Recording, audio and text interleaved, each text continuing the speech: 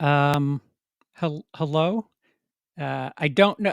This is a test. I don't know if you can see this. There's a bit of a delay, so I want to make sure that you guys are able to see this. And once we've figured out that we're streaming somewhere, we'll just Oh, it's pick up live. as usual. And you can see what this right thing happening right now is. Yes, I can. My jar is moving. Okay. All And right. I can hear you. It appears it worked this time. Well, good. So I, I can't possibly. Well, you guys experienced some of the technical issues. There was a bunch of stuff happening on this side of the stream where um, me and the panel were separate. There were two separate like stream halls or what I don't know what the backstage, whatever the hell you call it. And at about the 20 past 9 mark, I decided to just go live and tell everyone that it's going to be a short one, and that wouldn't work. But apparently, that did go live, but I wasn't on screen, so nobody was on screen whenever streaming live happened. But at the same time, it it streamed nothing at the same. It's I so mean, you difficult to had your explain. scroll at the bottom. Like you saw the surprising top 5. You saw that in this, the week of the Crow, it was not top 5. Oh wait, you saw that? Shit, Yeah, the scroll was going. I man. think that's about the only thing that was on screen, though. Are you sure we're live? Because I have nothing going on in comments. No, we've got comments. We got Dice in there. We've got the Trash Picture Show. Marty, Dice. Yeah, Mm, we got a few people. this shit's broken. It does appear our chat is broken, but that's just the EV Muck side of things. They exist in the real world. We're Yeah. live. Yeah, so I cannot I don't know what this is from, but, I'll stay as long as Charles is not here. You gotta go now. Wow. I guess is the only thing I can say to you, but that's I the most mean, recent thing I'm looking at. that was from 2 separate videos, though. Yeah. Stiff Kittens commented heavily on both of them in a great way, and they support you, sir. But yeah, Dice is saying that you are live. I see you. I hear you.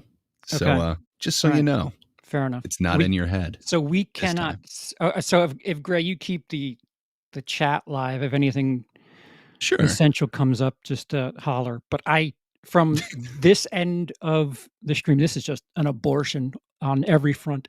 I cannot see anything as far as live chat is concerned. So, yeah, to the bottom there. Gray, how are you? How are you? Hey, Long time no I'm see. doing great, man. I was just eager to go, just waiting backstage. Good times. No, it's been a great weekend. I actually made it to like 4 new releases this weekend, and I think I've seen my top movie of the year, and I think I've seen my bottom movie of the year this weekend. There was a lot of ups and downs, some roller coasters, if you will. Indeed. But yeah, doing great. Glad it's working this time. Yeah. They can try to keep us apart, but we shall overcome. And Lindsay might be joining us. I don't know. I wouldn't expect him after a half an hour wait, but he's still got the link. I would assume. I mean, unless he says something in the chat, Gray. I would assume he can get back in here, but I wouldn't put it past Eve Mux to try to keep us apart. True. So to the weekend that were. Get ready for this oldie but goodie. Number 1 is Deadpool and Wolverine with 18.3 million. Alien Romulus in second with 16.3. It ends with us in third with 11.6. Blink Twice is the big new release of the week with 7.3, and The Forge rounds out the top 5 with 6.6. Gotta be honest, The Forge really surprised me with that. I know they are. I don't know if they're the same studio, but I know they're the same like pay a ticket forward thing as like the Possum Trot one and Sound of Freedom. Sound of Freedom. Sound of something. The sequel was. I'm not sure if that's contributing to that, but yeah, I had no clue what The Forge was, and then I just kind of got that spoiler looking at this. That wow, they made number 5. I would have thought The Crow had it like in the bag, but wow. Funny you say that. Um, the Coraline was number 6 with 5 million. Number 7 was The Crow with 4.6, and our little engine that couldn't. Strange Darling in 12th with 1.1 million. We'll talking about that a little bit later, but we're gonna try not to spoil anything. But For sure. go, please. I guess we Yeah, could start with. Well, you know what? We'll start with the junky stuff because I have this on standby, and you've been looking at it for about a day, I guess. Um, so no, want the whole screen on that. Thank you. yeah. So Romulus pulls in 16 million for a 61% drop. These are the 7 most recent Alien properties to theaters. The only movie that has really kind of done well since Alien 3 is Prometheus, and even it made 21 million in its second weekend. And you could look, AVP Requiem only dropped 55% from week 1 to week 2, but it's kind of relative considering that Requiem only made 10 million and then the second week it made 4. Um, but I wanna say that I'm slightly shocked, but looking at the rest of the franchise, it just seems par for the course that it just has this significant drop from week 1 to week 2, and I don't know, because Prometheus is the strongest one, and it went from 51 to 21, that's 59%, and Romulus went from 42 to 16, that's 61%. It's not much different than what Prometheus did, so I don't know, should we really be shocked that, uh, Romulus dropped to 2nd? It doesn't seem super shocking to me, but Mhm. I I don't know. I with all the contenders, I'm kind of surprised that it did keep second, but I'm glad it did. Right. It's definitely I think it deserves it, but yeah, looking at the rest of these, I'm glad you kind of made this graphic or yes, I'm assuming you made it. I see your logo in the corner. I apologize for not giving you credit initially. But, No. yeah, I mean, like, to see that it's, like, essentially the middle ground, Yep, there's 3 of them that are a little bit lower, but there's 3 of them that are higher. I don't know, that drop off seems about average. right. To be honest, I'm just surprised it's still in second, but hell yeah, Well, more power to it. that's probably the shocking thing to it is, the fact that of all things to leapfrog is, uh, Deadpool and Wolverine of, like, all things to just kinda crawl back into first, like, what is that even about? What uh I mean, it's the summer hit, so to speak. It's fun. Why not re-experience it? yeah, it I think that one does have some rewatch value. It's at least a fun flick. sure. I just I guess that, like, with like, there's so much to watch this past weekend, and I guess maybe that was a downfall because if you wanted, like, serious adult stuff, you had a few choices this weekend, and you Mhm. could have gone to Alien, you could have gone to, um, A Strange Darling, you could have gone to The Crow, Blink there are twice, yeah, Blink Twice, right, so there were a lot of choices that just kind of cannibalized one another, and, for sure. Coraline is just still bouncing around and cracking over a lot of these releases. It's just a really bizarre week where I don't know if anybody can claim that they're pleased with what happened. I mean, unless of course you're Deadpool and Wolverine, but Yeah, I think they would have to be pleased. They're back in one, man. I guess it ends with us is probably happy. I think they dipped below 3 before. Now they're back up to it. So yeah, I don't did know. There's probably a couple of them that are happy. what is the drama behind that? I refuse to look into Uh it, but I also am there's quite curious. entirely too much drama with it. Okay. So Justin Baldoni, the lead and director of it, uh, he is not being seen in like press or at the premiere or anything like that with anyone else on the cast. And with its success at coming in number one, they just kind of assumed that he would be there for the sequel and that he'd be directing it. And yeah, he has expressly said that he has no desire to do it. He doesn't want to be in this at all. So They seem to Oh. be feuding, and then directly after its release, the author and like the entire cast essentially unfollowed him. So there's just drama Oh. galore, and it's gone beyond that. That's just the surface of it that I know of. But yeah, it goes much deeper than that. Huh. Hey, Bob the Goon, welcome, Hey, sir. Bob. Uh, So to the movie that I don't know, just kind of fucked everything up, and it's The Crow, which it came in what is it, sixth, seventh place, seventh, because Coraline was six. Yeah. seventh place with 4.6 million. Um, I watched it. It seems like I did all too. of the internet has watched it, and Well, I don't know. I mean, I'm oh, just saying, perhaps not in theaters because oh yeah, yes, yeah, the box office doesn't show that, I should right. say. I think we have two different ends of the same coin here as far as box office dollars are concerned. We could talk about the positive aspect here, but later we'll talk about the negative aspect where word of mouth just isn't. It needs to help this other movie, but um, The Crow. It seems like if you want to make content, you need to talk about The Crow because there's a lot of oh my god, this is the worst thing ever content I've seen, and it didn't I'm perform not. well. I don't know, man. I've got a lot of issues with it. I do Oh, wish. I I do I wish Lindsay was here. He was saying some of his issues with it while we were backstage. But yeah, I don't know. It might be a contender for on my worst of the year list. Like, I can see why the first one's a cult classic. I'm Mhm, not a huge fan of it, but I right. love me some Ernie Hudson. I love the idea behind it. Like, you can understand the characters' motivations and everything. You Mhm. at least understand like who these characters are. In this one, like, it just seems so devoid of everything. Kind of. I don't know. I can't see watching this again, and Yeah. I I just I think they missed the point of every other Crow thing that I've seen, but I could Yeah. be wrong. I have to admit, I'm not very well versed on The Crow, and it's been a very long time since I've watched the original.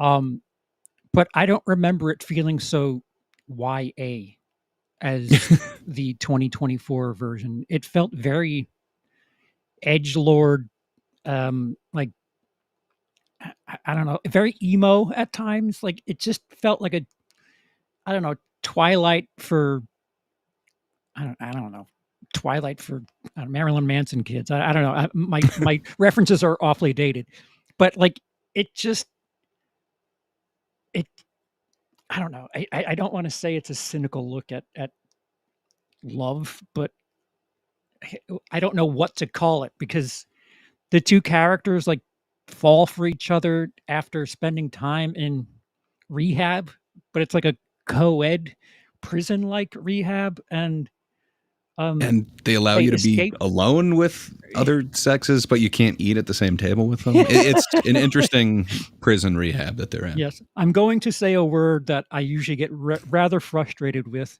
but the contrivance within this movie is very short-sighted. It just seems like, oh, I can break out, and I only wait until I have someone I like, and then I'll break out with them. To hell with it. Um, Yeah. it doesn't really let you root for anything, and it just takes a lot of shortcuts. This is like in the first 10 minutes, mind you. It's painful. These characters don't get like the amount of love you see these two characters feel for each other. It doesn't it doesn't feel warranted or worth it or They earned. had that car ride together to the lake. I mean, come on. What more do you um, need out of a romance? they're essentially like squatting in a bunch of really expensive places to live. Like money doesn't matter. They're drug addicts, but they still like kind of get drunk and high and just experience endless love. And I don't know. It just seems like if I were to do a book report on Romeo and Juliet and modernize it, this would what I would do, and I would fail. I would fail with my book report. Why would you do that? We already have Romeo and Juliet from Baz Luhrmann. Like, it's perfect. You Yeah. don't need to modernize it any more than that. Yeah, I They've would got have, their steel. I'd cut corners and I didn't say I was a good student. It's just it I don't know who this is for, to be honest with you. I really don't. And the end, the one thing I will give credit to is it looks flashy. The Yeah. effects work is neat. I will give it that. There's this like I don't recall it being that in the original Crow, but it's been a while, where like he first dies, and there's this tilt up where the sky just looks like a fucking ton of like bridges, and it's just like endless bridges in the sky. Not that big a deal, but it was a neat look, a very non-realistic place that the train station hell where they first go to. I don't know. Credit where it's due. It looked pretty snazzy at times. I'm sorry, Gray. I stepped on you. Some of it did, but I don't know. Maybe it's if I hadn't have seen like the prettiest movie I've seen like the entire year this weekend, I could give like the I hope I cinematography know some what you're credit. talking about. But yeah, it just I don't know, man. It left something to be desired. Like I can think of a whole bunch of iconic scenes and a whole bunch of iconic shots from like the original Crow. Like again, it's not for me, but I can see why it's iconic. Mhm. This I don't see that. I don't see like any value in this. Like even with as pretty as it looks, I don't know. I'm not seeing any scenes that are gonna like have major impact or anything like No, I that. agree. I like So I I don't guess know. what I was trying to say was, it's not completely flawed in my opinion. Like Mm, if you had a better script with some of the look, it would be certainly passable, I guess is what I was trying to say. fair enough. And there's a Gary Newman track, so that's kind of nice. But That yeah, that I think the that whole soundtrack of this one, like it feels like it hit so wrong. Where like the first one, I don't know, it felt like the soundtrack was like a part of it. you read my mind. That's exactly what I was gonna ask you Yeah. about. The music was such a big deal in the original, and I don't know, there was like some new wave, like 80s tracks in there, if I recall correctly. And it's Yes. just I don't know. It's been 30 years, yet we're going backwards with some of the songs? What's Okay. old is new. Sure. Um, I I again, I'm the wrong person to say anything about it, but this isn't if I was a fan of The Crow, I'd be really pissed, like, really pissed. Yeah. Um, I would too. And I think that's why everyone's kind of talking about it. Mhm. Um, I don't know that this one is getting like hate that it doesn't necessarily deserve, which sucks Oh, because like Bill Skarsgård was in this amazing revenge movie from earlier this year. I understand it's not everyone's cup of tea, Mute but the Mute it's movie where he's a mute or something? yes. Sorry, Boy Boy Kills Kills World. World. Yeah. Yes, exactly that one.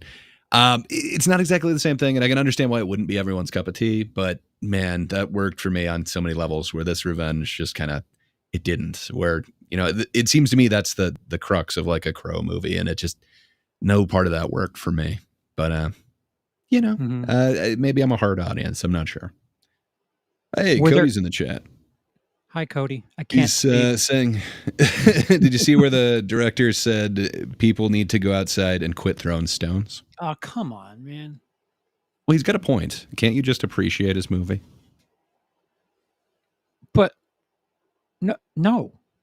I like I'm kind of with them for, like, certain reasons, but, um, this movie is I don't know what the hell you call it 'cause the cash grab element of it just tanked. They have to know at some point that they're making garbage because when the trailer came out, people were like, "Yeah, I don't know." Um, and for them to just keep rolling forward, you had to know what you were getting into. Don't act like you know, why did you make a movie called The Crow? Yeah. Why did you decide to make that? Oh, because it has some sort of history. Guess what? You're gonna run into that history when you make this movie and release it. Take your medicine. Like, I don't know, like, I mean, how do you make a movie where Skarsgård is just like an empty character to me? Like, how do you do that? Yeah. I mean, those abs though. Like he was cut. Uh, Sure. so Cody adds, when a fan base says in unison, "Don't do this. This is what you give them to prove them wrong. Yeah. Take your fucking medicine." So, Right. yeah, I don't disagree with him. Right. Uh, I don't know. Calling it The Crow, you're kind of promised that it's going to be like, an origin or at least relate back to that first one, but I don't know. I felt like the only relation to this was like the eye pain at the end. I mean, I guess crows were flying around, but I mean, like, what did they have to do with this? Like, the They crow have your actually had soul, something to or do in the first one. wait, what was the gimmick? Did they? Crows Like, have your really? souls, or I thought they gave us, like, some sort of reason the crows are around for dead people because they carry your, um There's a pivotal role that is played in the first one with a crow, but I don't know. Uh-huh. I I Ooh, what's up? looks like you just got a membership. Oh, Happy Sanjo. So, hell cheers. yeah. Welcome to the movie rental level. I would love to highlight it and show the people that you're such a generous supporter, but, um, cheers, thank you, happy Sanjo, welcome. I if Yeah. you remind me the next time I stream, I'll IO you a highlight or something. Apologies, massive apologies, we're operating on half a system here. It appears Evie Mux is not cooperative tonight, Yeah. but Yeah, simply hey, go we're here live. now. Also, "Fuck you." That's what their motto is. I think that thing's broken too. It hasn't been EV Mux at all. It's been simply go live. Even their stupid forced logo is broken. Dicks. uh, so Cody did add, I wish, if anything, they would have just leaned into the gory action and just made it a Mm, gothic John Wick. That would have been awesome. And then Dice is correcting me. The crows are the carriers of the soul yeah. of the deceased. Sometimes they can bring them back. Fair enough. Oh, I just feel like this had more to do with that in between place and that dude with the yeah. beard. I'm not going to remember his name, but you know the guy. Mhm. I it was I it's gonna make me watch the original, and it's something that I just don't have time for before October 31st, that's for sure. But I was it was it always, Censored. was it always like a love story kind of thing? I always thought, like, Yes. was it really? Um, yeah, him and his wife are attacked and she's brutalized. And then you don't remember the whole part about him getting back his wedding ring? He throws all the other rings aside, but he has to get his. There Oh, is quite a bit in it, but it's within 15 minutes in the first one. He's in the makeup, like he's in the yeah. costume. It's so much faster, but it seems more effective to me. I feel like I know his motivation and I know that character a lot more. Where That is this, weird. I don't know, because like I guess we're doing whole spoilers and everything. Yeah. Like they've got the whole horse thing at the beginning, and like it shows that trailer, and then somewhere in all of his visions, all of a sudden it just shows that trailer on fire. So did he like burn that lady to death for killing the horse, or for not protecting the horse, or like what the hell was that? Should I root for this guy? Yeah, eh, they presented all that love stuff within the first 15 minutes, huh? In the original? Yeah, Yeah, because the remake, there's that, like, somebody's got a secret and they're trying to let people know, and they get in trouble, and they get in trouble, uh, and they get taken out of the equation, and, like, weird drug things are happening, and, um, well, his to-be girlfriend bumps into some cops with a fuck ton of drugs on her, and that's how she gets put into this rehab rehab, facility prison that also is co-ed, and, oh, and he's there. He's just there being bullied. Eric's there being bullied. Yeah, it's a learning lesson for all of us. You know, if you're I ever in rehab, don't bully.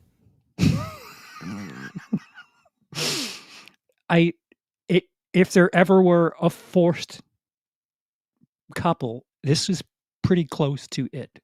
I did not give a shit, and a lot of the things that they do, just none of it is, like, earned. Like, "Oh, he's bullied, so what, she feels sorry for him?" Like, what? And they're both druggies, and then when they get out of they escape uh, prison, whatever, rehab, and then the first thing I do is get high. Like, what is Well, this?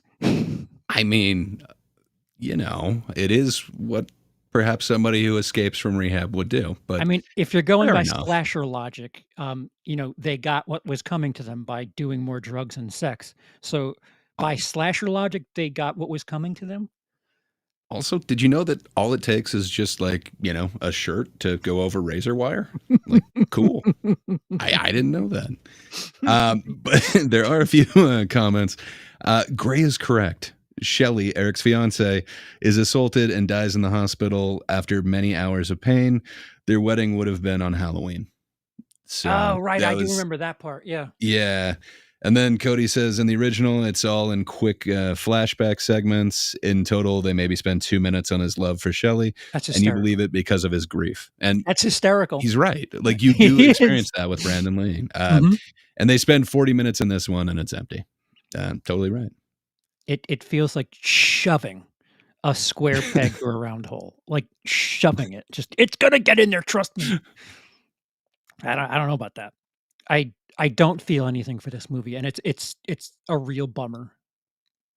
Yeah. I mean, they were trying for something with like the big scene at the end. There is a big action scene. You I feel have to like they wait, were, like, 90 minutes for it, though. yeah, I feel like they were swinging hard for it. And just for me, it totally did not work. But Yeah. I don't know. I assumed this would not be one of my least favorite of the year, but I really think it is. Just every part of it disappointed me. I just wanted something different, I guess. But Yeah, and it's like, see, I'm not very close with Crow kids, but for the ones that I'm aware of, they were like, "No, don't do this." And, that was months ago. They did nothing, and, um, what was the where's Lindsay when you need a budget? Uh, I'm assuming the budget was far north of I $10,000,000? did not look it up, but I'm pretty Mm, sure coming in at number 7 isn't going to make it back opening no. weekend. But Full financials. Nope, nope, you're cheating. Don't have it, don't have it, don't ooh, have it. Bob the Goon is saying 50 mil. I kind of trust Bob.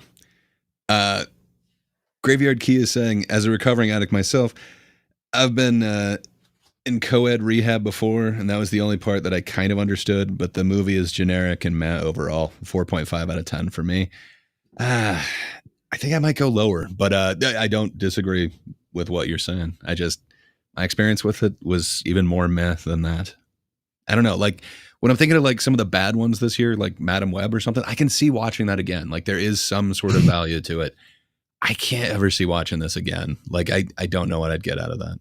It is pretty empty. I I mean, are we officially too old? Like, do we have any Gen Maybe, but I Alphas don't in see the the chat? youth saying like I'm not seeing Gen Alpha like championing this movie. I think everyone is just universally saying meh.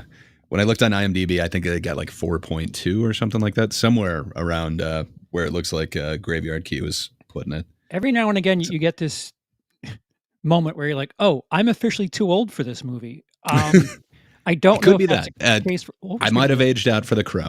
Hey, I am too old for the Crow. This is official. Like Crow aficionado. I can't do the leather trench coat and like the face paint anymore. It's just not me, guys. I got to move on. How you doing? How you doing? You can. Hi, Don't long time deny no us. see. You can do this. Did you see The Crow? Yes, Your I thoughts? saw the Crow crap on Hollywood. Oh, And it's your favorite of the year, if I remember right. the favorite movie of all time. It is perfection, cinematic magic in Marvel. Somebody get the director in here Yeah, that's what I'm saying. so we could hear all this praise. The Alex Proyas guy and his fucking the Gods of Egypt crap. No, get him the hell out of here. Whoever directed this is the future of Hollywood and filmmaking, and we need to put him up on the highest pedestal that we can. Clearly, you have gotten out and experienced the outside world because No, I you just have get paid a $1 a word I say that's nice about him. So, Ugh. Nice. Yeah, that movie sucked. I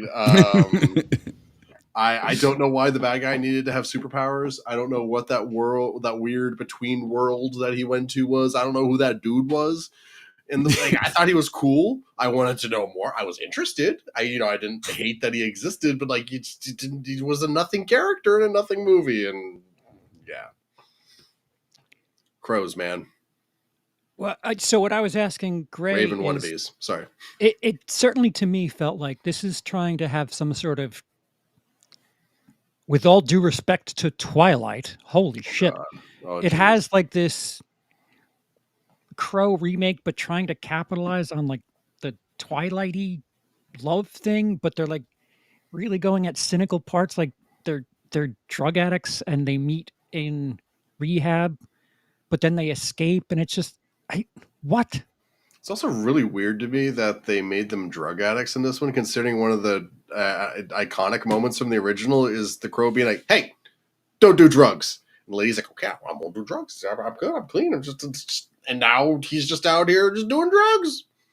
Yeah. And what? Why does he look like Suicide Squad Joker? Has anybody?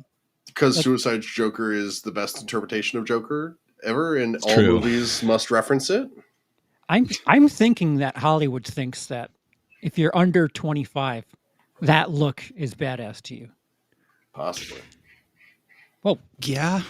I mean, it's Gray's Jared Leto glowing. Joker. Well, Holy Yes, shit! You Yeah, go what Super can I Saiyan over say? here, bro. You know, you talk about the crow, and I start to glow. What can I say? Oh. I don't know. I think it is that Jared Leto Joker thing, but like all the tattoos didn't seem to have that much meaning, and then all of a sudden he's tattooing himself. Like I don't know. It just that didn't work for me. It just seems so try hard. Didn't the tattoo thing like that? They like he had like a leaf or something or a flower on his hand, and that was when they were together or something like that. It was So like another thing. cry now, laugh later, or something like that. Is that Oh, is that what it was? Yeah. Cry now, cry always. There's just so many shortcuts, and again, these people escaped from rehab. They have no trouble finding a place to stay. Clothes at Just saying, their the finding love in rehab part, it rings true. That happens quite a bit. sure.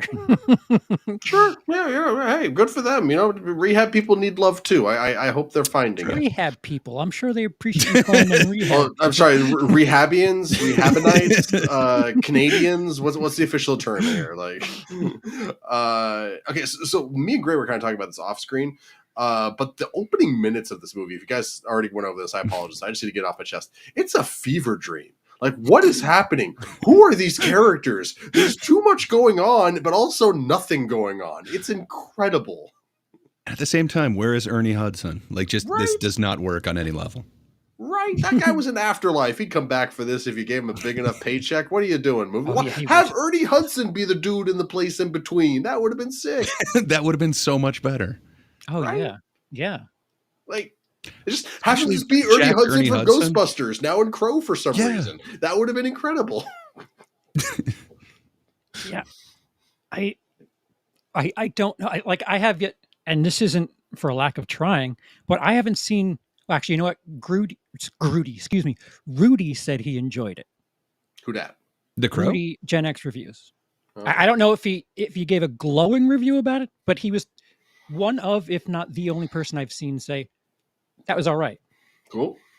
Is he talking like he loved it, or it was just above mid for him? I didn't watch his review, sadly. Yeah, I don't. Usually I did. I don't want to out in case he's like using a little switcho changeo. It was in a private chat. He said he enjoyed it, or he showed an image of him like giving a thumbs up or something. I forget. Should pay attention more. Fuck. But like, maybe if you're not like super connected to the original Crow, and I'm not. I mean, like, it's fun. I enjoy it. I think I've seen it twice now. Once in like middle school and once like in like prep for this movie. So yeah. No, I saw the Crow 2024 in middle school. I am a time traveler. Dude, I'm gonna disappear now. Why just use your powers for evil, though? Pretty much, yeah.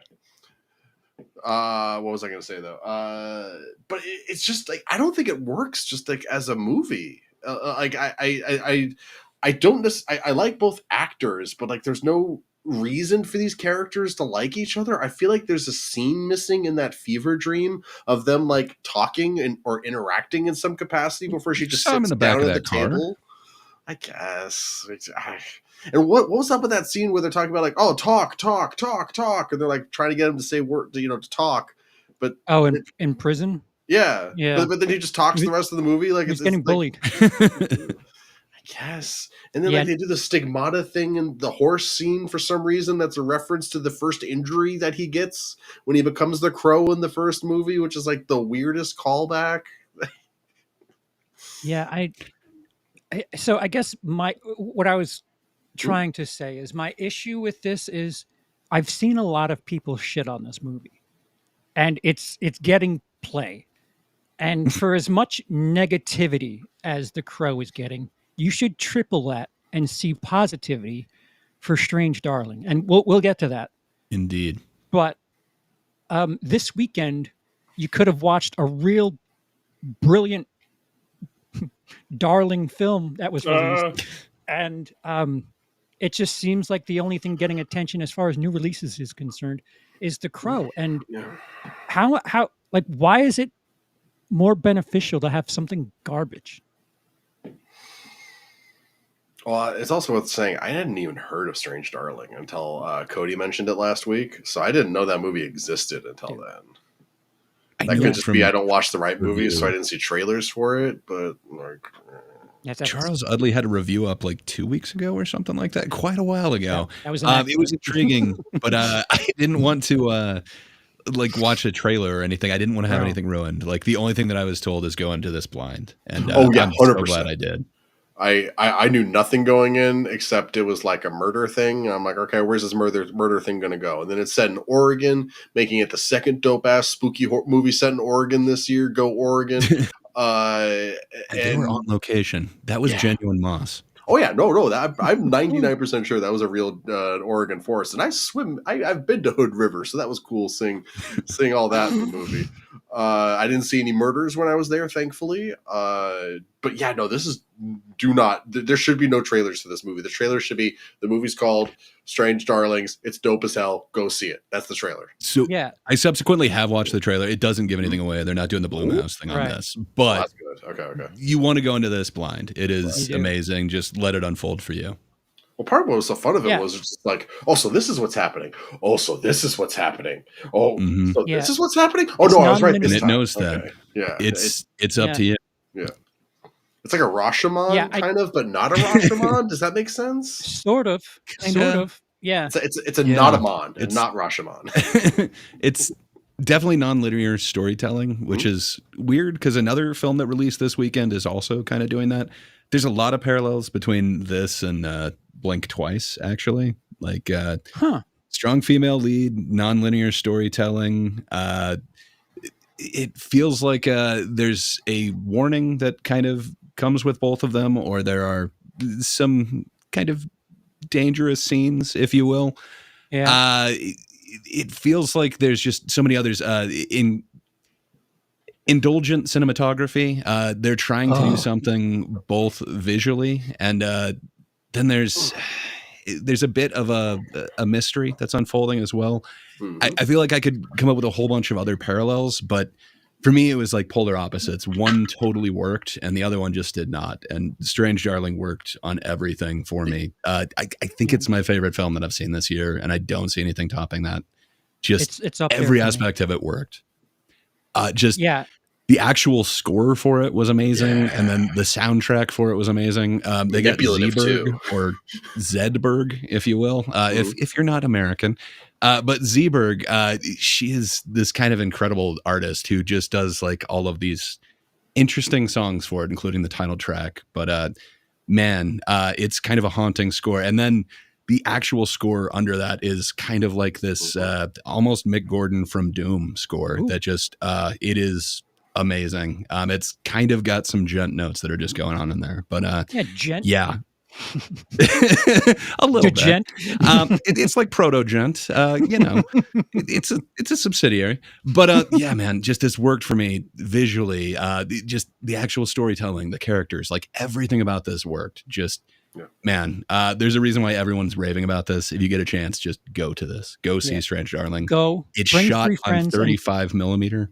If you've got anywhere that will show this in 35, like that is awesome. But man, it is just, it is so smooth. I can see why they put it front and center that this was shot on Kodak 35 mil. But man, it deserves that credit. Right. Just It's also visually, really this is- funny in like moments. Like maybe that's the Giovanni Ribisi, Dark, like because funny, like, yeah. but like, yeah, you know, it's total dark comedy. But like, but then there's also like the breakfast scene where he just keeps putting stuff on the plate. Ugh. It's just like this is I pan know of what you slop. did. the Sunday special. Come on, man. Oh, grease and butter and grease and butter. And then the whipped cream on top of that. I'm just like, oh my god. Yeah. I don't want to spoil anything, but Yeah, It's a movie I about people. don't think in a anything that place. the way what it sorry, go right ahead. I sorry for speaking way over you on your show. I will no. follow you, sir. It's our show. Don't be silly. The way that they use color in not only cinematography, lighting, the costumes, Mhm. it plays like a, I don't know, maybe you might know this better than me, but like a visual art book where everything matches to a certain degree and it's got a purpose. And I don't want to talk about it, but A lot of that is going on in Blink Twice, but it doesn't Really? feel like it's done for a purpose. It feels like Oh. it's just done to be flashy, to be kind of gorgeous. Where this, it looks like everything was just intentional. I've been doing kind of a lot of research subsequently, like listening to Giovanni Ribisi and JT Muller talk about this film, and just, I guess because of the great stay-at-home time, they had a few months to work on this, and they actually Nice. made like an 85-page shot for shot. Here's exactly what we need for every shot of this, and everything was meticulously planned out.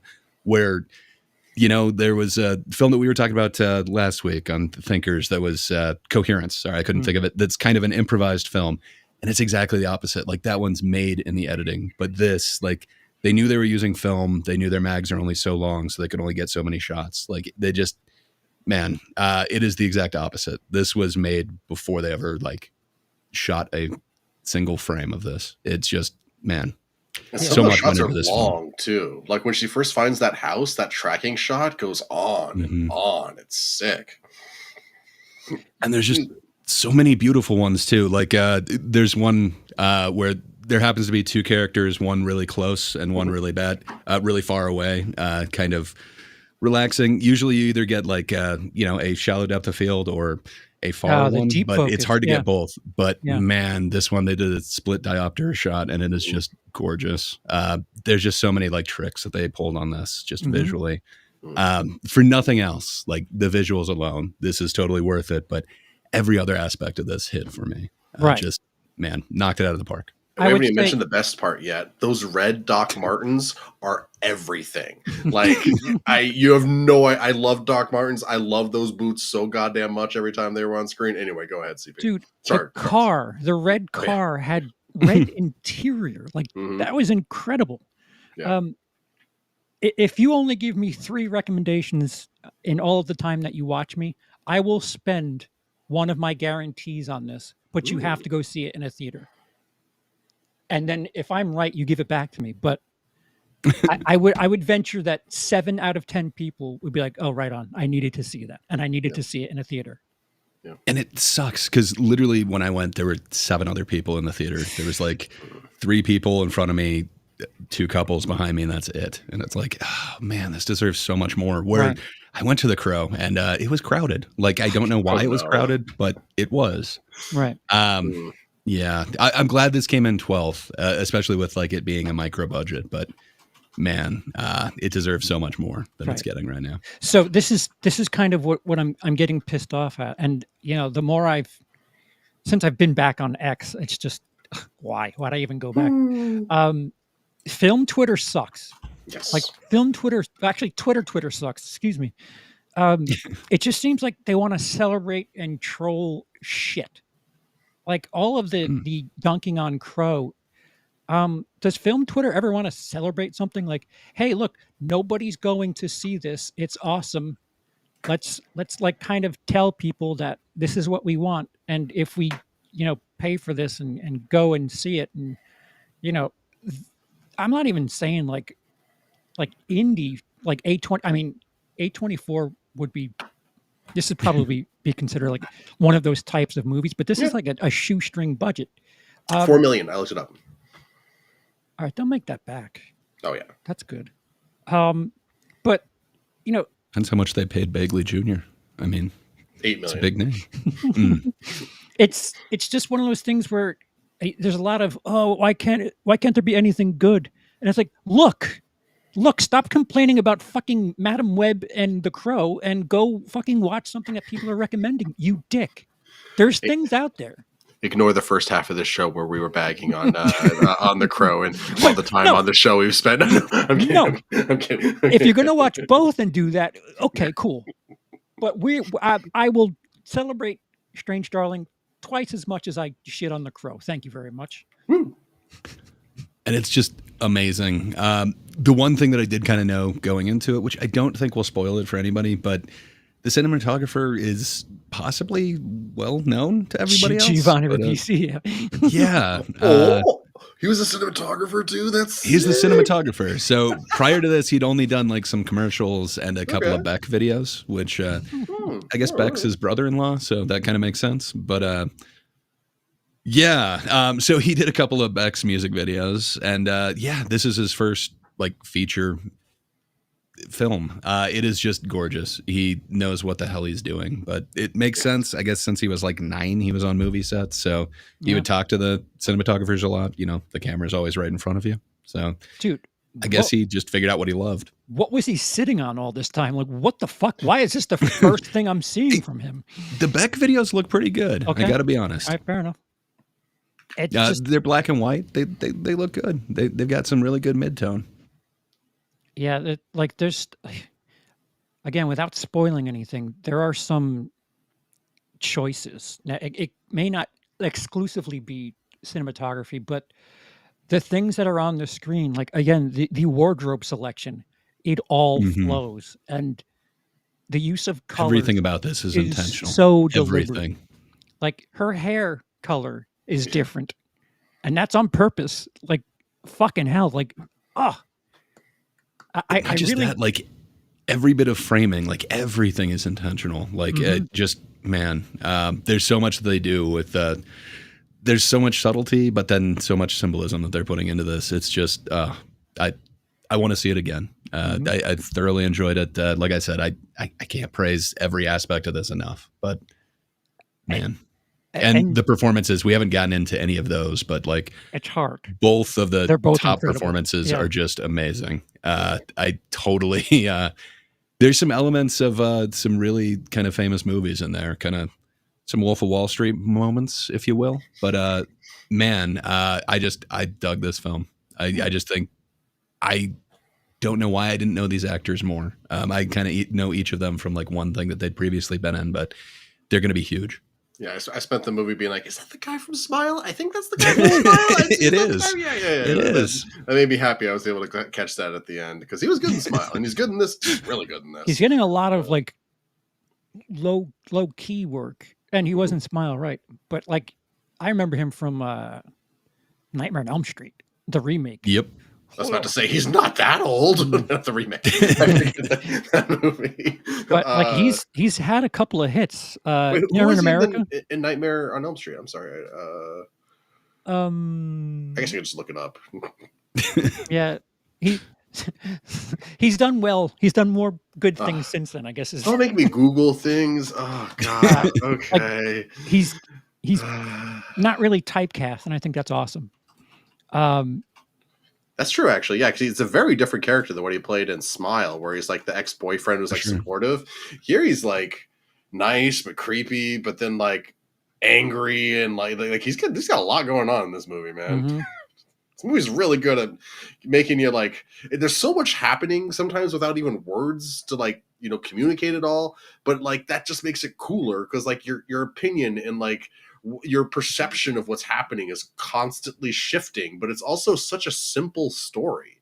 It's just comes down to the way that it's telling it and like the confidence that it has in itself. I love this movie. I'm so goddamn Yeah. Again, like there's so many parallels that I kind of see also with the colors, the wardrobe, everything like that with the blink twice thing. But with this one, it feels like it is substantial and there is that style, where the other one kind of feels like it's just style, no substance. But man, every part of this worked, from the script to what it's trying to make you do, just all the symbolisms and the subtlety of everything in here. Just, Yeah. man, And see again, this movie. the performances are spectacular. We're not Mhm. talking about it because it's hard to without giving Yes. something away. The performances Yes. are incredible. Like this is one where it's like I don't really know. The only thing I can come up with again is the Rashomon thing, where it's like Mhm. it just keeps evolving the more you're watching it, and there's like more layers in Yeah. each time, and each time you think like, oh, so this is what's happening, but then no, there's another layer, man. It's an onion, it's a parfait. I'm going Shrek with it. Like it goes deep. It's impressive. Just glad it's not a glass onion. There's way more than you can see. Hey man, I love that movie. That's like another reason I really want a lot of people to see this is because I'm curious. There's some dark humor in this, and it kind of has to do with gender roles without getting Mhm. into anything. There was that one line that made me cringe a little bit. Have to do with the vagina. Yeah, the one that it harkened back. I don't know if you guys ever watched Star Trek, Stargate, the series, Yes. but the Oh, pilot no. for Stargate is terrible. Partially because there's a line in it where the female lead is just like, and just because my reproductive organs are on the inside doesn't mean my opinion on this is just like, and it harkened back to that. It's just like the '90s poor, terrible feminism. But like maybe that was the point. Like that's a like If you remember that line Yeah. and who says it and the situation, it's kind of like a jab. Like, see, you Kinda, can't. Yeah. layers. To me, That's it why totally works, where More there's layers. also connotations of that in that blink twice, and it just seems to work so much more effectively in this one for me. What a But terrible there's also weekend for undertones of that. two very similar movies to come out. Yeah. Well, I mean, it could be that I literally left one and went to the other while I'm making Oh, all these damn. connections. Big But double yeah. You did the strange crow. You did the strange crow. But yeah, just man, I can understand if you think that's a little bit too much. If so, I think Blink Twice might be a little bit more heavy-handed than this Ugh. one towards you. But yeah, for me, it totally worked. I understood why they're kind of making those references, and they Mhm. totally worked for me. Mhm. But yeah, I get what you're saying. And it is also supposed to be what was it, up to 2010? I can't remember the scroll in the first part of Oh, I like don't when this remember. is supposed to take I don't remember the place. scroll. But it Yeah. is a little bit back in the past, so it was kind of during that time where it was in the forefront. Yeah, we're just go watch it. Just fucking go watch it, please. And Yeah, that's the best thing that you can say. Do yourself a favor. You're going to be amazed and glued to the screen. yeah, I really want to do a spoiler discussion, but I do not I don't want to have Yeah. any part of somebody taking a shortcut with that movie because Especially with how small this release is. Right. Right. They really only had it in one theater in my town. So if they've got it around you, see it as soon as you can, because it might not be there long based off of number 12. Yeah, thankfully I'm in LA, so I was spoiled for choice. But, Nice. it's yeah, man. If this goes and gets Furiosa'd and everyone spends all the time talking about how no one's seeing it instead of just seeing it, I'm gonna be upset, man. yeah, yeah, Furiosa, they'll be fine. Warner will be fine. Right? Yeah, Um, yeah. Giovanni Ribisi, though, guys, come on. That's like We if need it to get gets him behind a camera again. Fucking We A. got to. Really do. I'm kidding, but we also really genuinely do. this is like a blind buy. If it gets like a physical release, I would say Mhm. just buy it. Don't ask questions. Yeah. Buy it. Cool. Like Yeah. Mhm. because I understand people like Gray. You said it's only at one theater. Some people can't schedule themselves around it. But if they make it where you can buy it and ship it to your house, do that. Yes. It's the cinematography alone is something that is worthy of going back and rewatching. And this is probably something I would use for visual storytelling, like how to use the sets, the color within the images and their wardrobe. Like it's so perfect, and it's not. I don't know how to say it without it sounding like it's I don't know, a backhanded compliment, but it's really really great as far as how simple a lot of it is. And that visual storytelling, it doesn't take away from the actual Right. like storytelling that's going on. It doesn't take away from any of the characterization. Oftentimes you kind of sacrifice that. This just seems like the perfect mix to me. But Mhm. man, this is going to be used in film school. People are going Mhm. to analyze these scenes a lot. Uh, Mhm. there is a scene in Blink Twice that may go kind of meme worthy, but I think these are going to be iconic scenes that people are definitely going to study. There's just so much amazing shit going on in here. Well, you've beaten around the bush quite enough. What is? Tell us about Blink Twice. Yeah. It's I guess it has kind of Get Out and kind of on an island vibe, if you will. This is Channing Tatum, right? Yeah, so it's Zoe Kravitz's directorial debut. You may remember her from Catwoman as in The Batman. Ooh. Yeah, so there's a lot of She was style so good in going on Batman and here. Robin. Sorry.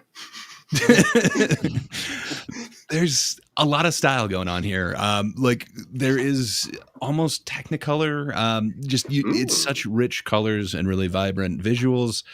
And then it's kind of this non-linear storytelling. I also don't want to give too much away with this, but there are kind of jumps in time.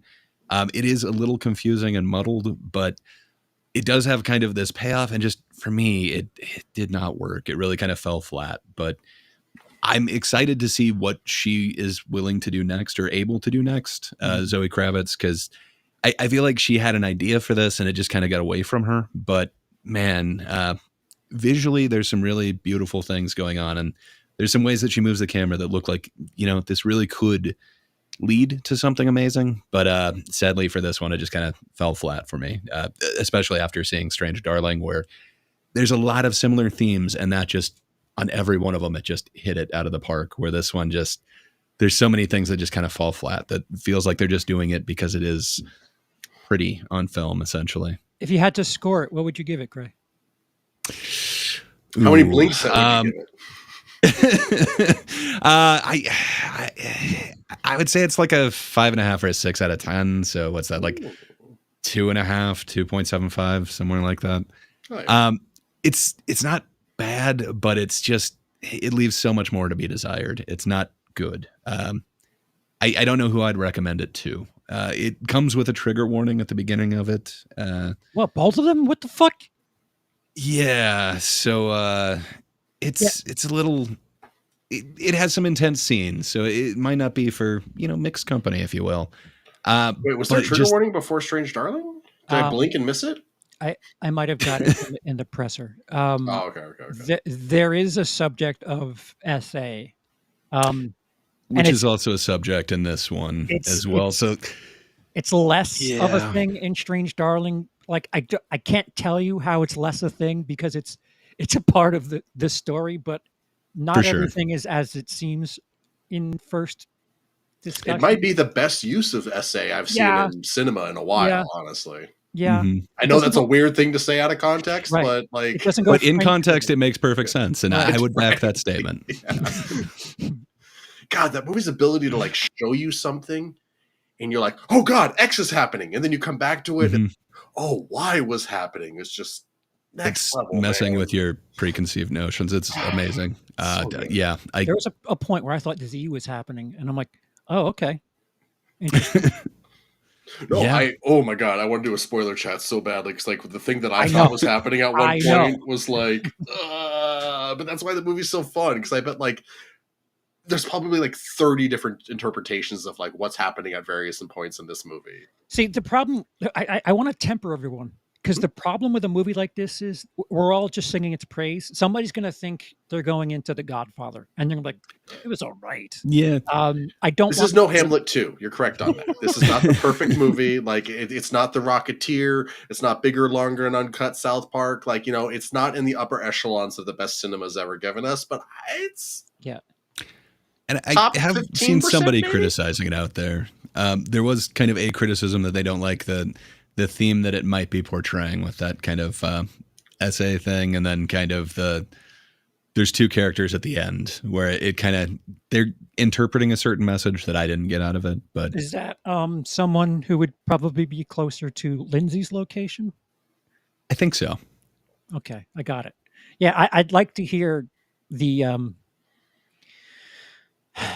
some more California perspectives and some more Daily Wire perspectives on things, because Oh my god, can you imagine Ben Shapiro watching this movie? and I hate that I just said that into existence, but Oh, I want that so badly though. Like he reviews it like the way that he reviewed Glass Onion. I don't know if you guys caught that drama at all. It's just like you show us something and then you show us something else. What was the point of showing us the first thing? he didn't get I'd bored. have to think this isn't his cup of tea, but I'm not sure if he likes many of the horror For movies. for the sake of them making money, I kind of wish it would just get sucked up into the discussion. Just it seems more and more like just being into the conversation is enough for, I don't know, some results. And I feel like I need to correct myself. I just said horror, but I think it would be more dark Thriller. comedy thriller. Yeah, but on the cusp. Sure. There's some spookiness. Is there anything happening in the chat? There aren't any super chats or anything that I've missed. Not that I see. It looks like Miss Sparkles came in along with Mr. Vincent Martin, which is hell yeah. And then Big Rod showed up, so welcome, sir. And you guys probably said it earlier. Tiger Man says hi. Oh, sorry. Thanks for sticking around with us, guys. Little technical difficulties at the start there. Yeah, Eevee Mux. Good times. But yeah, Dice did kind of sum up our position on this by just fucking go watch it, will you? Yeah. So, yeah, she's right. Right.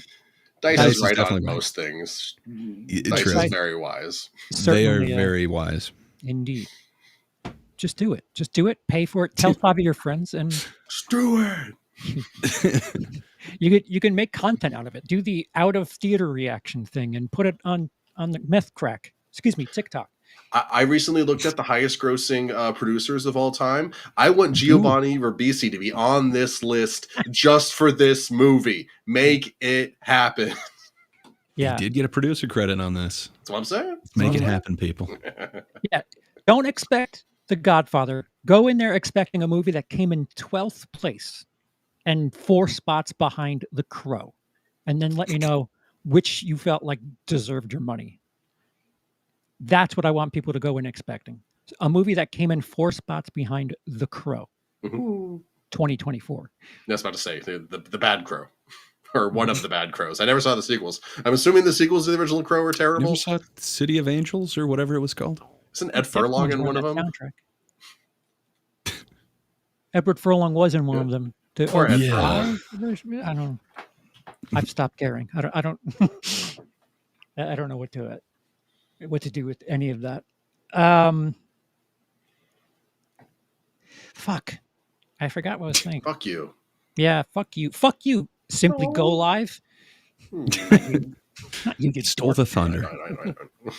Yeah, that was the funniest part about the whole like technical hiccups. Like it was said we were live, and I guess it was, but no one was on air, so it was just dead screen with like the crawl along the bottom. But we still had an audience because people love us. Crawl worked. What was that, Greg? I was just going to say it was weird because we could see you, but you were grayed out. Like you couldn't see us, but we could sort of see that you were there and that you were sharing a screen of some sort. Yeah, it's wild. We were in 2 separate rooms. One of us was in the Crow dead people area, and one of us wasn't. And you guys watching got none of it. Very, very bizarre thing. Simply Go Live. Also, fuck. It looks like true. Truer words were never said for Eevee Mux. It looks like Tiger Man complimented my voice, which thank you very much. Yeah. And then Bob the Goon Hawkins, he'll rewatch The Crow, and that is when he decides to use a bath bomb. And What? this reimagining is the 3rd best Crow movie. How many are there? Selective type of bath bomb. More than 3. Or at least 3. Too? I don't know. Wow. There's a bunch of comics. Those runs were kind of cool. I gotta be honest. I was just kind of on the periph with The Crow. If I It didn't was never have my bag. a ton of shit to catch up with for October, I'd maybe dive into The Crow. Bob is saying this makes 5, so there's Holy only 4 other properties, shit. but he's saying it's third best. So It middle medals ground. Hey, bronze. third best ain't nothing. Woof. Better than a kick to the head. Yeah. So the other thing that like this is the thing that I'm like kind of most frustrated with. And it's the fact that Coraline, a movie that was out last weekend, and I mean, it is a work of art, though. Like, you can go back to Coraline and you can appreciate it again and again. It's not just like I can see why it was re-released. I can see why people are flocking to see this. This is the second week it's been out. If Strange Darling has some sort of weird uptick where it makes 3 million next weekend, I'll take this back. But Coraline, you could have watched it last week. You could buy it. You could watch it at home. Someone definitely saw it last week and this week in theaters. Like, that definitely happened. There's a few. Right. To get that number 6, yeah. I do understand that they're probably not going after the same audience, but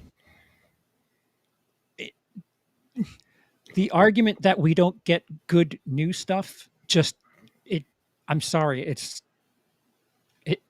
wrong. It's wrong right now because I don't know how to tell people, trust me and watch this, please. Because there are lots of times where people say, oh, this is the worst thing ever. It's Madam Web. It's the worst thing ever. Oh, it's the Crow remake. Worst thing ever. And it's like, yeah, but instead of doing that, you could have watched something that was genuinely decent and genuinely surprising. And like, true. I don't know if people just do content brain or if people genuinely want to be entertained and wowed by movies. And I don't know, for as much as I have fun, shitting on whatever the fuck you call The Crow, I would like to celebrate something like Strange Darling and stuff like it. It's really dark out there as far as film Twitter and the internet is concerned. Where Coraline is just it made 4 times as much as Strange Darling. It's been out for 15 years. And some people just saw it for the first time. I get it. And they aren't exactly the same audience that they're going for. And True. I guess that's okay. But the fact that The Crow made 4 times as much as Strange Darling hurts. It fucking hurts my soul. I mean, mine too, man. Honestly, the Crow remake, like, there's just moments where you're watching it and it just feels dead. Like, it's just it feels like a movie with filler in it. Like, and it's like barely 80 minutes, 90 minutes. Like, it's not even that long. Like, that entire first hour. Yeah, it does drag. But like that first hour where they're developing the relationship is just dead air that you don't really need. Like, I understand that. I think they're trying to avoid the concept of fridging the character of Shelley. Do you guys know that term? No. It comes from comic books. It's a reference to the Green Lantern coming home one day and finding his girlfriend dead and shoved in a fridge. The concept is, a woman character is killed and her development is canceled and just shoved to the side in order to give the male character development. So I understand that they're maybe trying to avoid that a little bit, but you're also still literally doing it, even if you're letting us know the person you're going to shove in the fridge. Like, it's still the same thing. You know what I mean? Like, and then the fact that, like, he could bring her back to life if he does this right was, like, so cringy, man. Like what would make The Crow cool was he's not trying to bring her back. He just wants to right the wrong. And this movie kept saying right the wrong, but like, I feel like it doesn't understand that. It's weird. There's a moment where they like go out clubbing or something, and she bumped into someone. The rave scene. Yes, a lot of people in the audience were mentioning the rave scene. Oh, they thought it might be your favorite. I literally can't see your words, so I'm not capitalizing on an opportunity here. But when she bumps into someone like a dude that's telling her she's got to run or something like that, he came off like a possessive, jealous guy for a little bit. Like, that was the first thing where if you're gonna give me drama, at least that looked like it could have been an opportunity to have some sort of conflict in their relationship, even though it's ridiculous and quite teenagerish, if I do say so. It it doesn't become anything, and I really don't like these characters. And for as much as I feel like a lot of movies from the '80s, a lot of the uh, Pretty in Pink, a lot of stuff like that kind of respected teenagers and how mature their thinking was. I feel like The Crow. Who the fuck? What is the age of these two? And when was the last time you heard human beings speak? Because it just doesn't feel like uh, anything. It doesn't feel like anything. It feels like a watered down. Somebody, an alien watched Twilight, and they also watched The Crow, and AI told the alien to make some sort of hybrid, and then the alien used their version of AI to make a script, and that is what we have. Yeah. It's hard to disagree with that. Bob also mentions that the ending is the worst part of the movie. He brings her back, and it does. How does it warp time? There is kind of like a time travel thing going on there at the end too. Just Yeah, I forgot Thanos about thing. that. yeah. Oh my god. Bad. It just Bad. Ugh. it does make you want to forget it the second that you're done with it. I Ray, guess that you need to go yeah. outside and experience life a little bit, I think. The director's Mm, right. my bad. Is that what the message of the movie is? I don't know, but the director's kind of pissed that people are unhappy. Get it? There is a lot of hate going towards him. But sorry, I meant to say it a little bit earlier, and I totally forgot to even say anything. So some of the usuals that are kind of sending out the like I hate this movie thing. A couple of them are super praising Strange Darling, which is awesome. Nice. Like they did say something about like this Crow movie is bird crap, but you must see Strange Darling, which is awesome. Right. So I do see a little Okay. bit of championing for this, I which take a is little bit back. awesome. A little bit. Yeah. But yeah, it's just I don't know what you'd praise in this. I'm kind of looking for something to praise, and it's like it's in focus most of the time. The tattoos look gorgeous if you're into that kind of thing. Gorgeous but pointless. Which I don't know. I think that sums up a lot in this one. Just I it's pretty, but there's I no hate substance. yeah, I hate to be this person because it's like dogpiling at this point. But I'd like to see apartments in movies look like apartments of people that are doing drugs, and money isn't a factor between either of these two, and they just have places to hang out, and they don't do anything for money, yet they have like the squishiest, softest places to land. And I'm sorry, another thing that It's a you just message. don't know. Is it? It's just symbol. No, I don't think so. I think it's just poor writing. But you could always say that it's a message about capitalism, and I mean, it I could be don't a reference to the way that in the 90s people just had huge houses and absurd apartments and like all these TV shows about how broke and poor they are. Hmm. I mean, it's Pat, not that, but we can make I the wish. argument.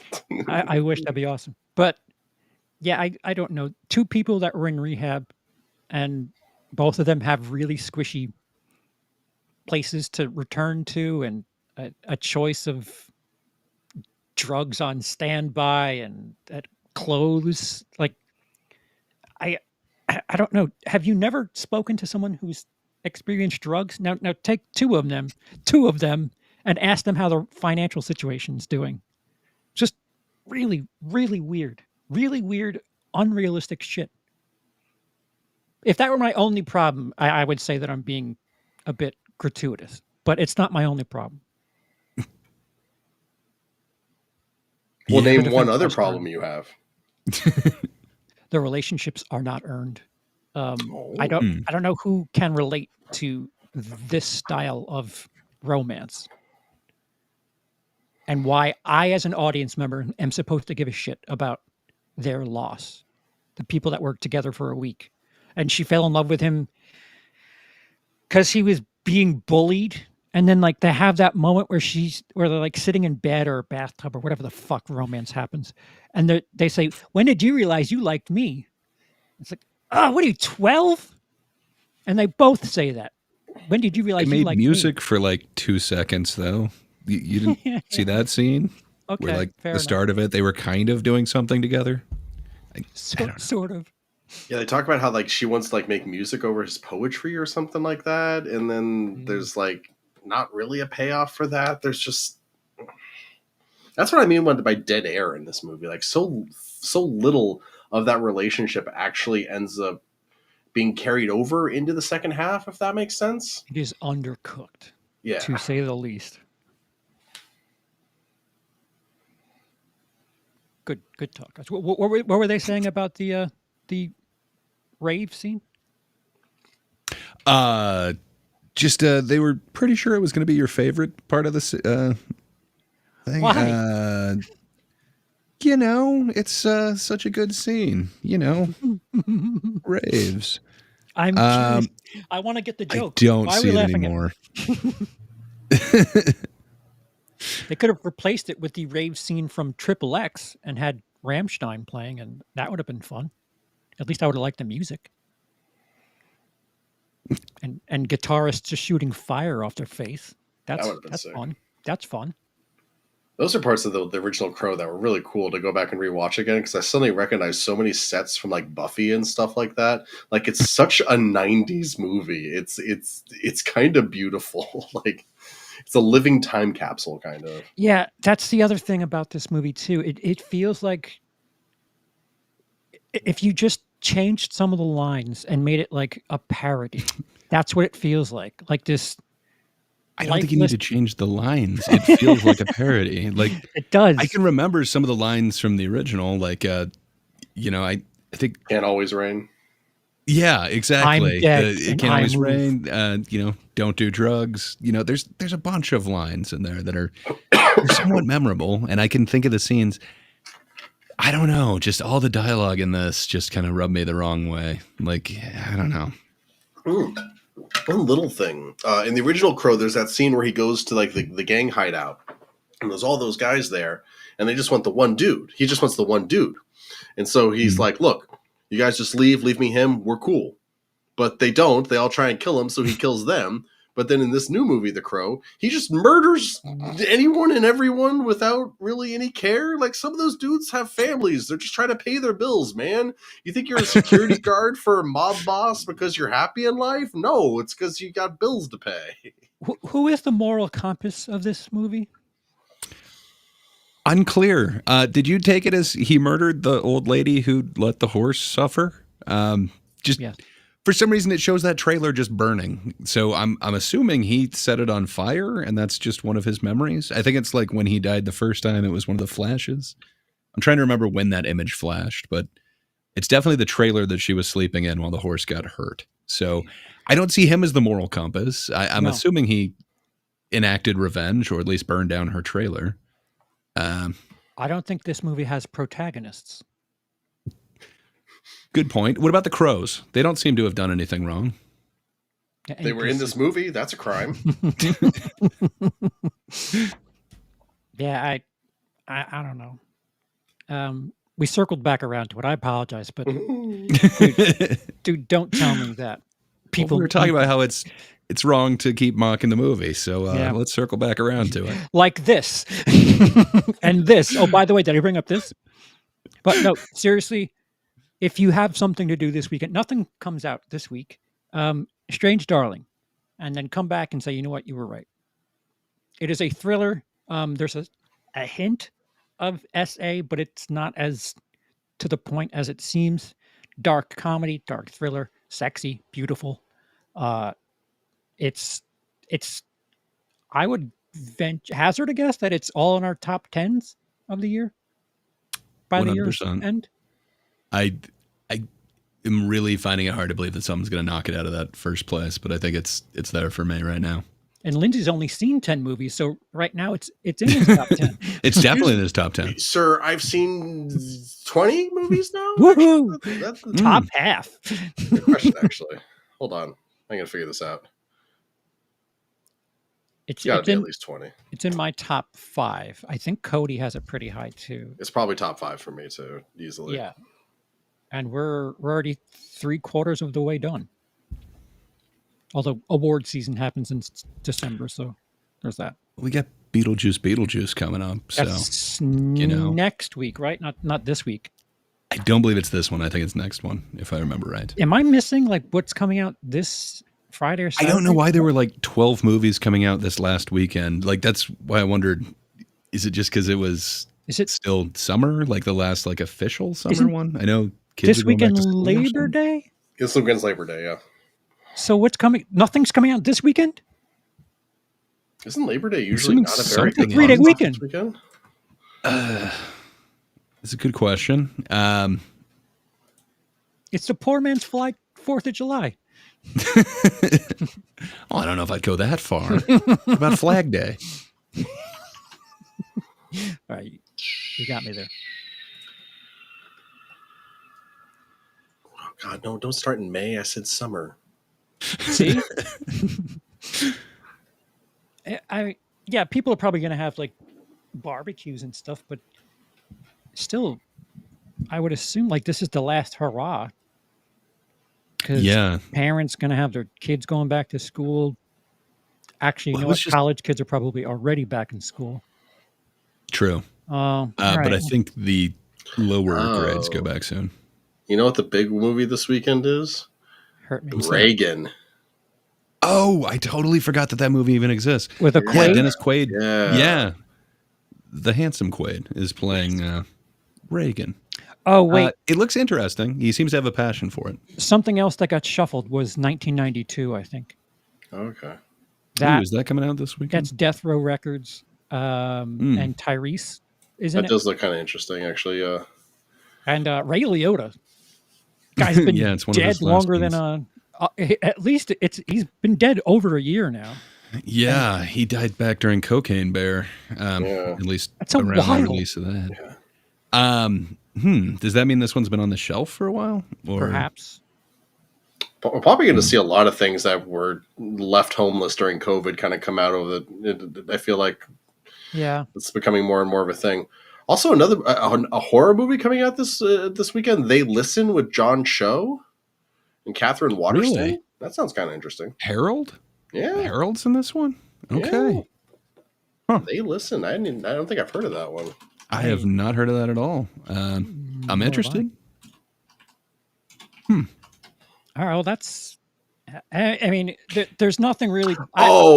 Sorry, no. I guess They Listen is its international release. It's the Afraid thing, the AI horror movie from Blumhouse. Oh. Well, the trailer looks okay, not like amazing. AI-eyed. Yeah, exactly. Woof. So that's probably not gonna be much of a thing. I don't think Reagan's cracking the top 3. I just don't think so. I'd be shocked if we're top 5, to be honest with you. But it'd be neat if Aliens somehow recaptured the top spot. I'd be down. But it seems like it's going to be Deadpool again. But come on, guys, let's. Is it being like, what was it, 63% down from the opening weekend? 31. Oh yeah, Alien you're talking about? Yeah. Yeah. 61% down. I'm not sure. It would be cool if it could recapture it. I can't see it going that high up. But I mean, with number 2 coming in at like 7 million, like, yeah, maybe. Yeah, I'd like to see Strange Darling somehow be in the top 10. Just get it to 10 or higher. That's all I'm saying, guys. Do a good job. I know I want to go back. I want to do my part. You guys should too. I helped. What is that from Starship Troopers? What is it called? Fuck. Hey, I'm doing my at part. Least 2 people. Yeah. Hey, your propaganda worked. It got at least 2 people to buy tickets to it. Now we need to do our part and get more people to buy tickets to it. But you should. Seriously. If only there was a pay a ticket forward thing for this one. There's not. But buy yourself a ticket for it and go see Strange Darling. Oh, It's you great. nailed it, Gray. Absolutely. Son of a bitch. I don't like that, but if it's going to be a thing, have it Other available movies, for yeah. everything. Good movies Mhm. and bad movies. It's a really weird way to cloud the numbers, and they're already kind of cloudy. But yeah, I haven't heard a thing about the Forge. I've heard I a lot didn't about know the it was a Crow. thing until I was waiting like 5 minutes for the other one to be open after I saw Strange Darling, and I just happened to see the poster for it. And it's like, oh, hey, it's got that pay it forward thing going on. Cool. Any other news? I think I say I've been in such a fluster. I don't know if I had something on standby here.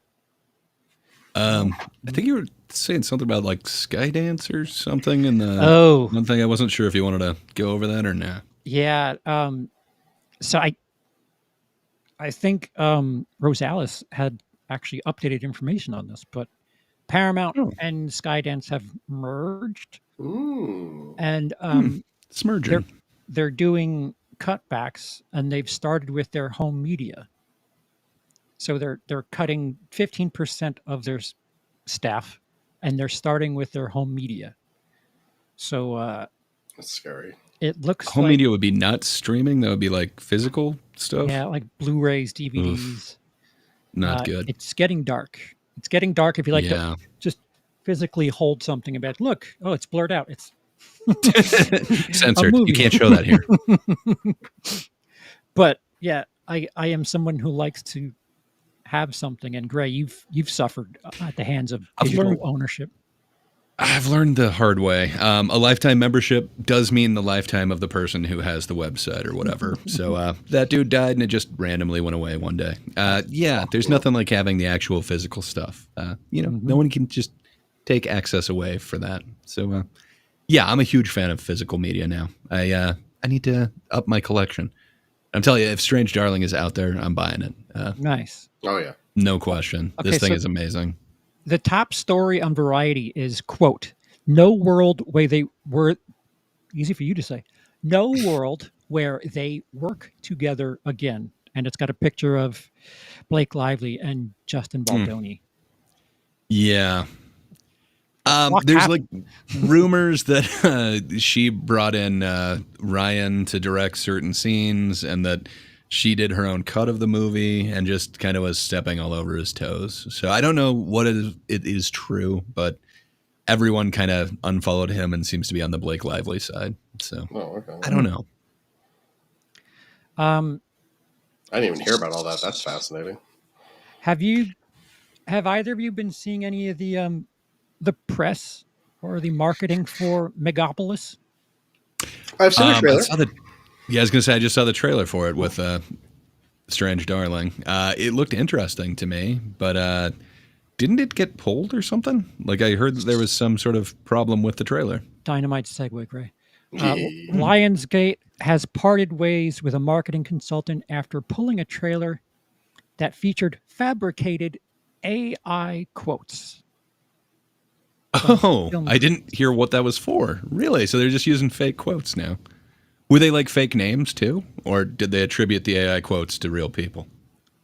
See, when I saw, like, there's one here that says diminished by its artsiness, someone from the New Yorker. Mhm. When I saw one of those, and one of them was like a masturbatory something, and I'm like, oh, this is funny. Like, okay, they're doing something here. But the fact that it's AI, like, what? It's such a weird thing to do. Maybe I was eating popcorn during that moment or something. I totally missed those parts of that trailer, but that would have been kind of critic fun. quotes is what they're saying. Yeah. And the fact that people keep getting caught doing stuff like this with AI is just like, you're not the guy, man. You're not going to be the one that gets away with this. Yeah. So, Lindsay, how much of Hollywood is 86%. so 14% that can probably do something different? Mhm. No. How many unions are there? There's a producer union, a director union. Directors Guild, IATSE. So the don't forget producers, about directors, IATSE, actors. There used to be 2 actors, but they merged together. Writers, they're their own thing. Get a Alright. guild. So 5-ish, yeah. Because I'm assuming IATSE covers like cameraman, sets, and like most crew Most things. of I it. think. Yeah. Who isn't covered by those guilds? I was about to say me, but I'm actually technically in SAG. So You're a technically, SAG? yeah. Usually producers. I'm a little behind on dues. That's a good question. But that's PGA. Yeah. Producer Guild of America. Yeah. Mm-hmm. So yeah. So why I don't cut know. corners? Who isn't covered by it? Yeah, like isn't that breaking contract? Well, they just want to get. It's a way to save money, so they're just trying it. It's like Civil War with those posters. It's like the Devil late night talk show with whatever they did. I still want to see that, by the way, because that does look good. But it is awesome, or not awesome, depending on your taste. But Wizards of the Coast has done it a couple of times. If you're into gaming, Magic the Gathering and D&D, I think there have been instances where they found their books and cards or promotional materials. Therefore, were using AI things. People are trying, man. That's why things like AI, generative AI, really shouldn't exist in the capacity that it does without being extremely heavily regulated. Because if you give people a way to be shitty, they'll be shitty. It's like it's like the minimum wage thing. Like, yeah, you can argue that companies should be able to determine how much to pay their employees, but if they determine they're only going to pay them $1, guess who's getting paid only $1? And if every job in the world decides that, well, guess what? Now minimum wage is $1. Like if you give people opportunity to be shitty, they'll take the opportunity to be shitty. And that's my opinions on AI. I hear what you're saying. Considering what if they have a contract with the robots? Ooh, okay. Can a robot do a signature? Or is it just like for as much rah as Hollywood tends to be about, we got to help the worker. They seem to be hypocrites a lot, whether it be putting a dead person in a movie because reasons, or having AI make up a weird quote about something so that you can, like, what the fuck? Well, they're haunting quotes. Like, where would you get your haunting quotes from? But all right, so let's just say producers. Let's say I found a way to have AI do most of the duties that a producer would do, and I'm going to make a movie, and I don't need to hire a producer because, Skynet's going to cover it. Would they be bothered by that? I don't know. Like, you can have infinite producer credits, can't you? Like, oh yeah, that's all back end shit too. That's another problem with, like, whenever you see more than 4 producers, something weird's happening. You don't need 4 producers. I'm sorry. They also sometimes put people's names on things just to try to avoid lawsuits. It's complicated and stupid. I mean, I understand. So it's a little bit behind, but Tiger Man says, "Great question, Lindsay." I don't remember what question you asked, but it was great, Lindsay. Ooh, well, thank you. Thank you, Tiger Man. I appreciate the support, my friend. So that was the one. I'll take it. And then Troy, the Cream McClure, says 61% isn't a horrible drop-off for a horror film. It's doing pretty decent overseas as well. Talking about Romulus. Hell yeah. That is awesome. Good point. I was just thinking, like, could it get back up to 1? I don't know if it can with a 61% drop-off, but yeah, I want it to. I think Wolverine has they've gotten their billions. Maybe just step aside for the Romulus. I guess, like, the short thing is it's not going to be Reagan, so a lot can happen. You don't know. The man was a movie star. Okay, this is his biopic. I don't know. Dennis Quaid seems to be passionate about it. I think he just went on Joe Rogan promoting it, so there might be some interest. I hope Strange Darling is able to surpass it, but I guess I don't know. It might be a cool biopic. Who knows? I will shit a fully built brick house if Strange Darling makes more than Reagan next week. Lindsay, what is going on with you? I'm trying to see if I can find anything on the tracking for Reagan. Well, it was kind of cool. It was like you were enhancing. We could Yeah, you're feel like- your concentration. Well, I found something interesting on the It numbers. better be interesting. It better be interesting. Well, it said Ronald Reagan box office. I'm like, oh, that'll be it. But then no, it's about the actor, not the movie. All right. He was beloved. You win this time. Well played. Well, this is saying 5.6 million. That seems high, though. What is It this? doesn't seem that extravagant. Hmm. I mean, 5.6 isn't, 55, that's for sure. So True. what I meant to say about the megalopolis. So Oh yeah, sorry for sidetracking you.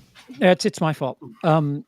So Lionsgate has fired the person that used AI.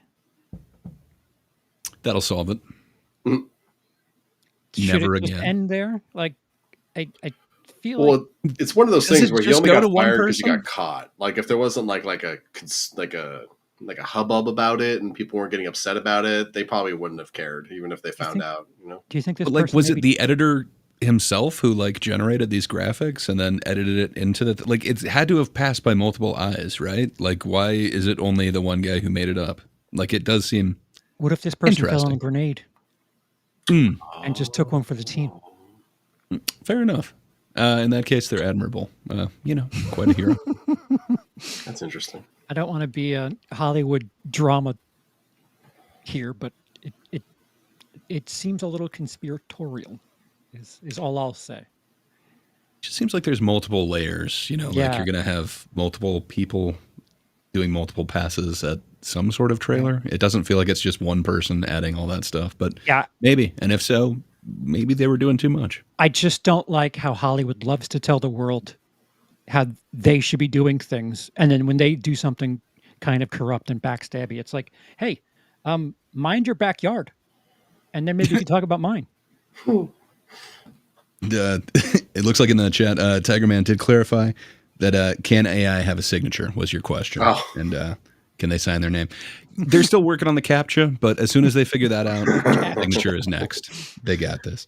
You know how those work, by the way? I just learned the other day because, like, a mouse controlled by a robot moves very specifically in straight lines, whereas a mouse controlled by a person, kind of drifts and like. So it tracks like what you're doing right up into when you click the thing, like how the mouse was moving. If it's a very 90-degree straight lines, you're a robot. But if there's like a curvature to it, you're a human. Yeah. And then Troy the Cream McClure also has another banger comment. Is an AI quote that much worse than quotation marks best ... movie ... of the year, end quotations?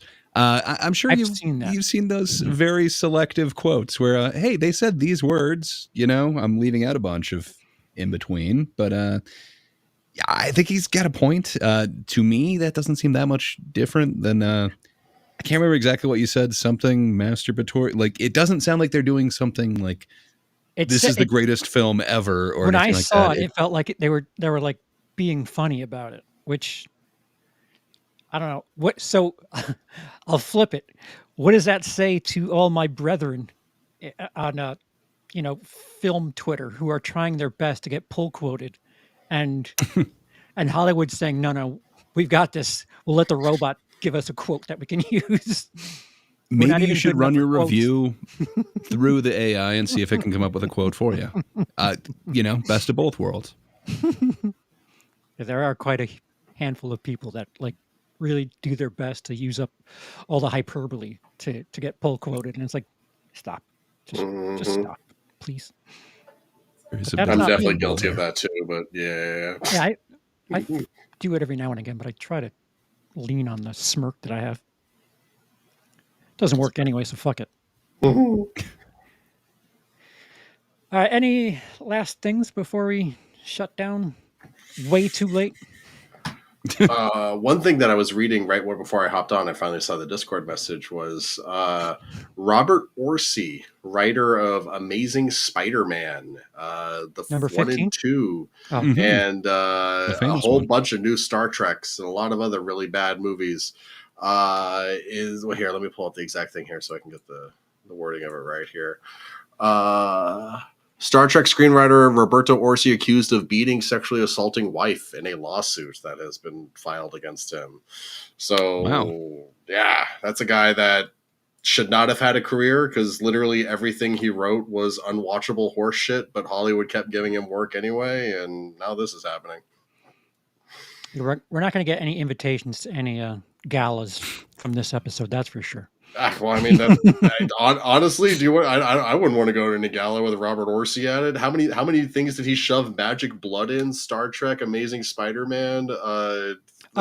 So you're fine with the essay. You're not fine with the terrible scripts. Oh, okay. Well, I'm trying to avoid the essay discussion in too much detail, to keep us PG-13 here. But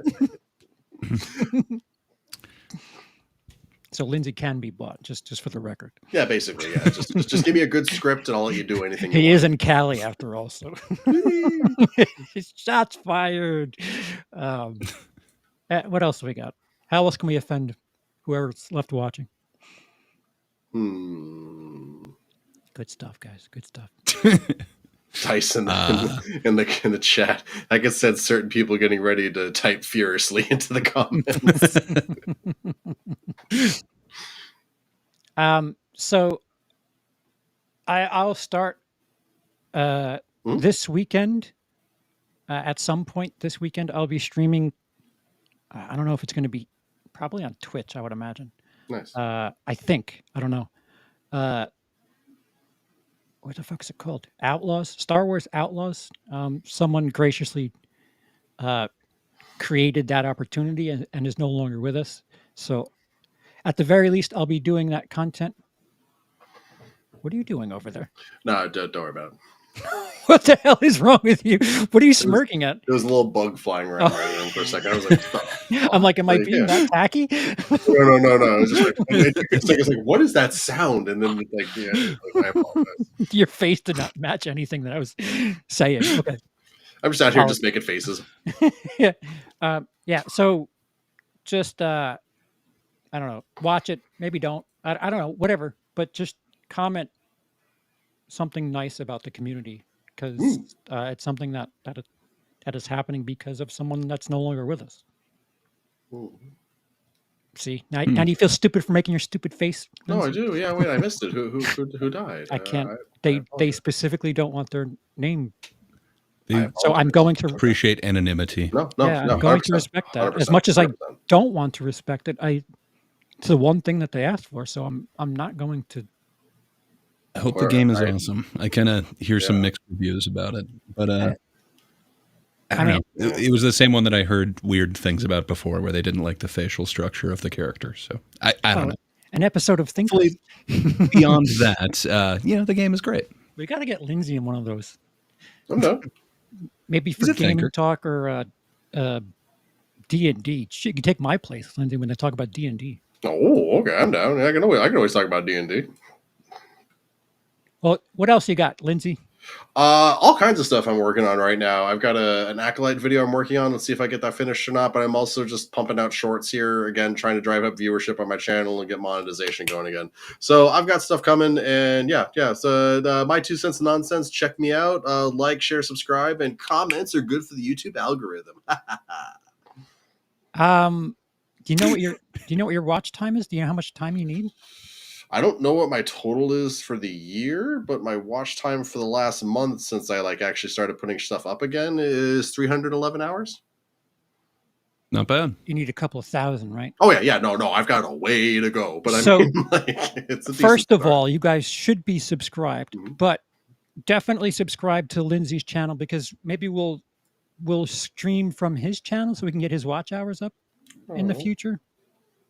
That would be lovely. Thank you. You should be subscribed anyway, you jerks. Also, I'm up 22 subscribers since I started. I'll take that. Doing things. What about you, Gray? Supposedly I'm a YouTuber. I also have a Acolyte video or 3 that I'm in the middle of that will eventually come out. I just waited until it was ice cold to strike, and then that's where I'm at. So yeah, that'll happen sometime. But yeah, until then, apparently I didn't. I have to turn on my background to go to Thinkers. Every Thursday, check out the Thinkers on That Darn Kidda's channel. It's familiar faces. Perhaps all of ours will be there one day. But yeah, over on YouTube / That Darn Kidda, it's a bunch of people from a bunch of different countries, at least 3 different continents, getting together and disagreeing about everything. Last week we had an awesome think on cinema, kind of some interesting thoughts, if you will. And this time I think we're talking about anime. So, well, everyone has, sleep issues, but, Lindsay, you take my Oh, bro, I've got so many opinions on anime. Like, you're not even ready. We were talking about Attack on Titan. Let's go. So yeah, we're gonna think about anime this time, but come join us every Thursday on That Darn Kidda's channel. That's about all I got going on. In the chat, I apologize. Jacob Benson, sir, thank you very much. $15 super chat. You're the best, sir, especially because no question, just a thank you for work distractions. Man, thank you for tuning in while you're at work. I appreciate you, bud. Someone Jacob Benson. $15? Yes. Yes, sir. Oh. Jacob Benson super chatted $15, and his comment is just no question, just thank you for the work distraction. Yeah. Oh, sorry. Wow. Thank you for the work distraction. There is an exclamation on distraction. Okay. Sorry, I read that wrong. Cheers. Thank you, Jacob. I would put it on screen, but just remind me next time, because this has just been a 5-alarm clusterfuck this week. And much appreciated, genuinely so. And again, make sure you're subscribed to everyone else, because maybe we'll do alternating streaming. Because I already have my ticket for when I leave back to the UK. I don't know if I'll be able to host at least one Monday a couple of months from now, but just so you're all ready when that stuff starts happening, just be prepared. You'll be subscribed to all these people, and when we have alternate locations, you'll be ready. And Sorry, did I say substitute? No, he did. No, I've got the substitute song from The Who stuck in my head all of a sudden. Sorry, I said substitute. That was just me. What was the word I said? I said substitute? No. I think you said it might be on another channel or something like that. And I think I said substitute out of nowhere. Okay. Something about the way that you said it just put The Who in my head. So yeah, that's yeah. If I had a script, it'd be a lot better, but I don't. My brain says, hey, say this thing. This is irrelevant. Try this. As Big Rod points out in the chat, Jacob is a gentleman and a scholar. And, I have to agree. 100%. Yeah, I really feel crummy about not being able to put up your comment on the screen at the very least. It's just, I don't know, especially considering someone who didn't want to be named. Like, it's just a really, if you want to be named, I don't blame you for that. And it's the one thing that I normally can do. And I don't know, I appreciate it. I just don't want anybody thinking that, I'm purposely avoiding putting any of that. And the person who signed up for a membership, thank you to you as well. And we'll get something fixed by then. Woo, members. Maybe we'll stop doing simply fuck you here, because this thing's broken. I don't know if you've realized this thing has not moved. I wondered it should be moving. We were guaranteed motion of EV Mux. So yeah, I don't know what we're doing. Somebody brought it up, and we might have something where somebody can sponsor the streaming platform where, Joe Sixpack presents show business, and we have like a, I don't know. It's, I'm not talking about it because I don't have it properly ironed out yet, but somebody brought up the idea of sponsoring the stream and having their executive producer credit be only tied to show business. And I think that's okay. We haven't really talked about it because I haven't really ironed it out clearly. And now I'm just fucking spinning wheels. There's a lot of pressure though. I mean, think of the pressure it puts on that episode. What We don't produce for the executive producer. I think it's a monthly credit, to be honest with you. So we have 4 chances to be productive. Okay, that makes me feel a little better. That's I too much think we pressure. can I do can't handle that. Unless it's a 5-week month. There's a couple of those, aren't there? Every now and again, yeah. It's a lot Time's of weird. It's a lot of production for that calendar. All right. We're spinning wheels. We are not worth the money that anybody paid right now. Guys, see you next week. Maybe Monday again. Low wave.